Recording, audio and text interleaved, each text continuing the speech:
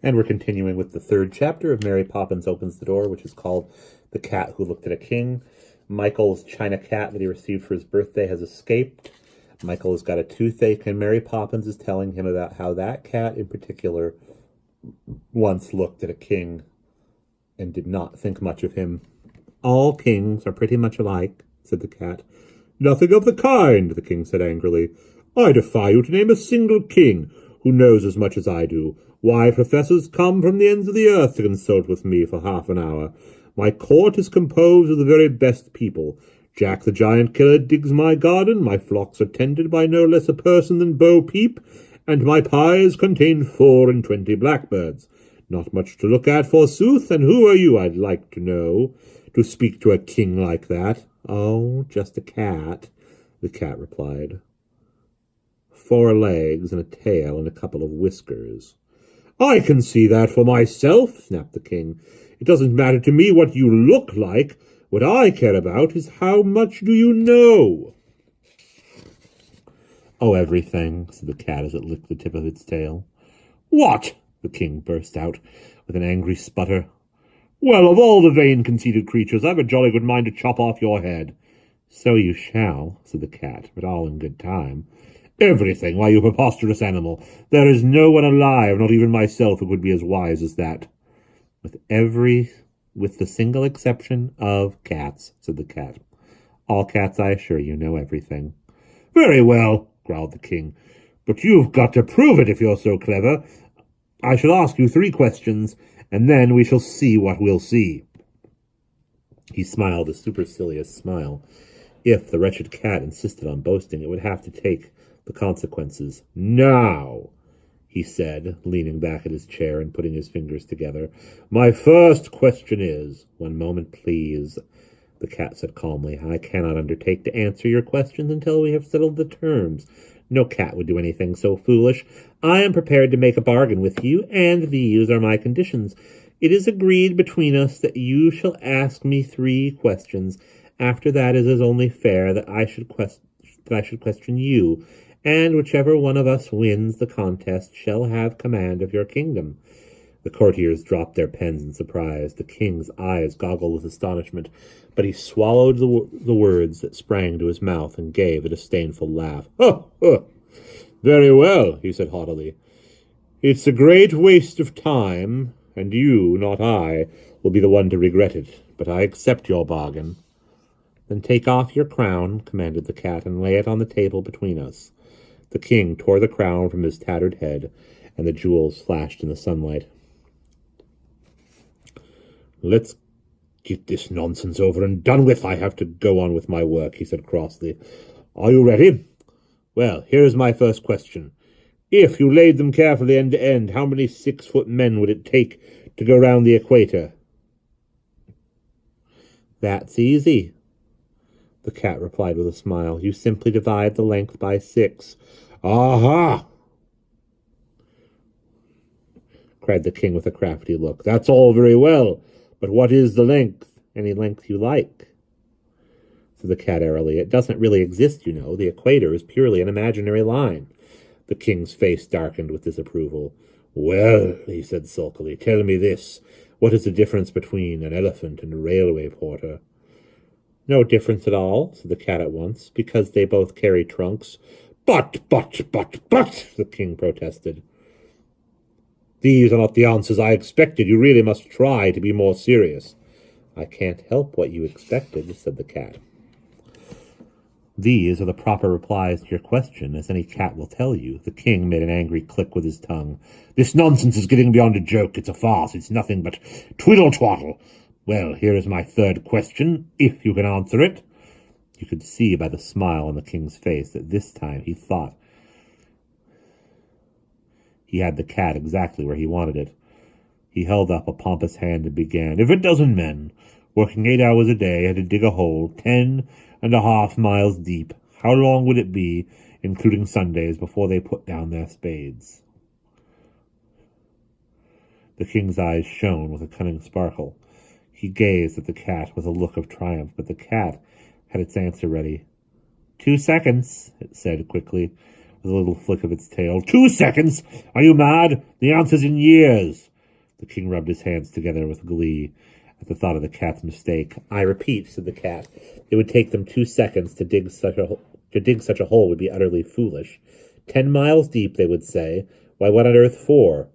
That isn't the point, the king said angrily. But every question must have a point. A point is exactly what questions are for. And now, said the cat, it's my turn, I believe. The king gave an angry shrug of his shoulders. Well, be quick. You've wasted enough of my time. The questions are short and very simple, the cat assured him. A cat could solve them in the flick of a whisker. Let us hope that a king will be equally clever. Now, here is my first. How high is the sky? The king gave a grunt of satisfaction. This was exactly the kind of question he liked, and he smiled a knowing smile.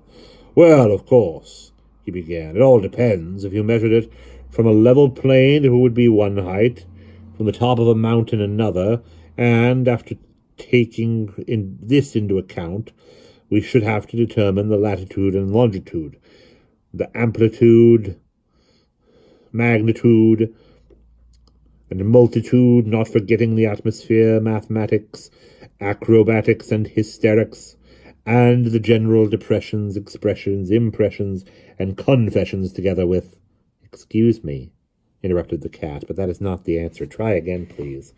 How high is the sky? The king's eyes popped with angry astonishment. Nobody had ever dared interrupt him before. The sky, he bellowed. It's— But of course I can't tell you in so many yards. Nobody could. Anybody else, I assure you. Neither could anybody else, I assure you. It's probably— I want an exact reply, said the cat.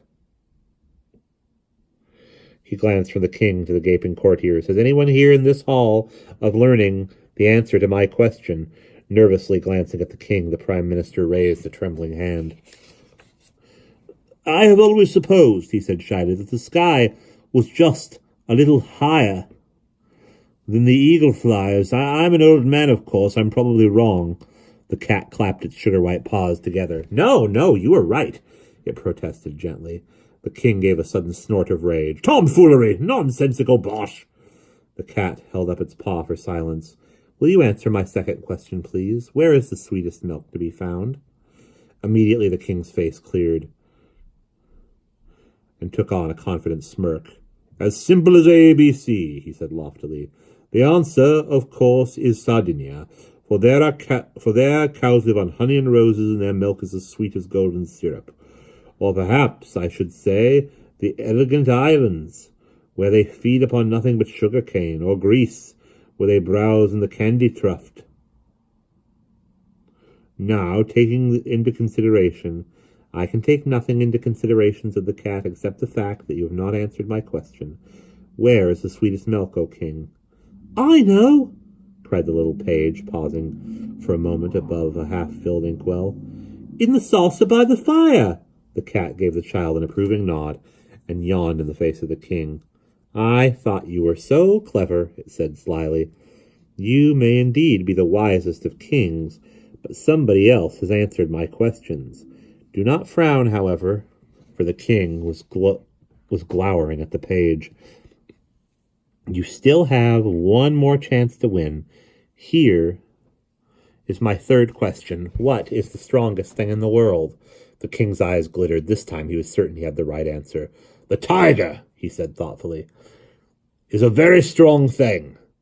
So also are the horse and the lion. Then, of course, there are the tides of the sea, and the granite veins of the mountains. Volcanoes, too, have a mighty strength, and the snowy caps of ice at the poles. Or again, it might be the wall of China. Or again, it might not, the cat broke in. Can anyone tell me the strongest thing? It glanced once more around the council chamber, and this time it was the queen who spoke. I think, she said gently, it must be patience, for in the long run it is patience that overcomes all things. The green eyes dwelt gravely upon her for a moment. It is indeed, the cat agreed quietly, and turning, it laid a paw on the crown. O wisest of monarchs, cried the cat, you are without doubt a mighty scholar, and I am a common or garden cat, and I am a common or garden cat. But I have answered all three of your questions, and you have not answered one of mine. The result of the contest is clear, I think. The crown belongs to me. The king gave a short, contemptuous laugh. Don't be silly. What will you do with it? You can't make laws and rule the people. You don't even know how to read or write. Turn over my kingdom to a cat. I'm hanged if I will. The cat smiled broadly. I see that your wisdom does not include a knowledge of fairy tales. If it did, you would know that it is only necessary to cut off a cat's head to discover a prince in disguise. Fairy tales, pooh! They're nothing to me. I'm thinking about my kingdom. Your kingdom, said the cat, if you'll forgive me mentioning it, is no longer your affair. All that need concern you now is quickly to cut off my head. The rest of you may leave to me. Furthermore, since you apparently have no use for them, I shall take into my service this wise man, your prime minister, this understanding woman, your wife, and this sensible child, your page.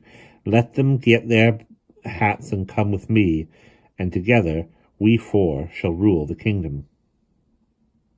But what's going to happen to me? Cried the king. Where shall I go? How shall I live? The cat's eyes narrowed sternly. You should have thought of that before. Most people think twice before making a bargain with a cat. Well, out with your sword now, learned man, and I trust the blade is sharp. Stop! Cried the prime minister, as he laid his hand on the hilt of the king's sword. Then he turned to the cat and bowed respectfully. Sir, he said quietly, listen to me. It is true that you have won the crown in fair and equal contest, and it may be that you are indeed a prince, but I must decline your offer.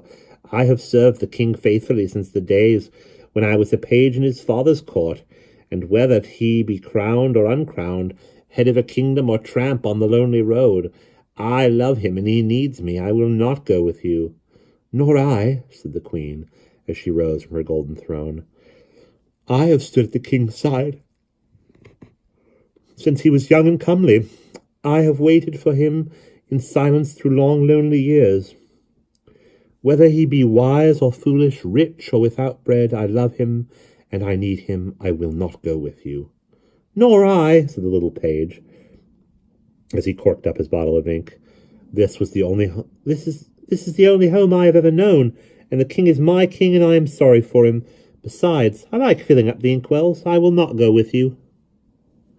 At that, the cat smiled a curious smile, and its green eyes shone on the three who had refused him.